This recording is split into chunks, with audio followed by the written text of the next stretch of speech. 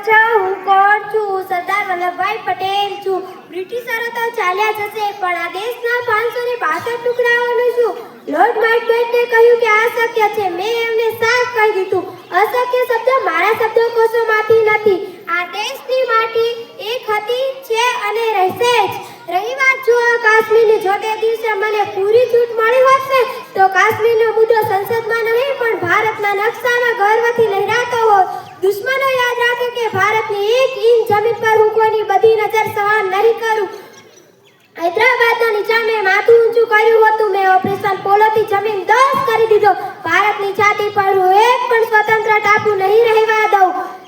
લોકો મને પૂછે છે, અરે આટલું મનોબળ ક્યાંથી? અરે હું એક ખેડૂતનો દીકરો છું. જે ખેડૂત ધોમ ધકતા તાપમાં જમીન પાડીને અનાજ પકવે ને એનો દીકરો કોઈ દિવસ કાયર ન હોઈ શકે.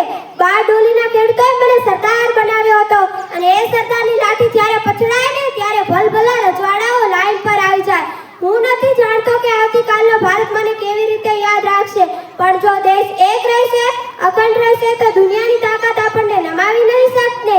આવનારી પેઢીઓ જ્યારે નર્મદાના કિનારે મસ્તક ઊંચું કરીને જોશે ને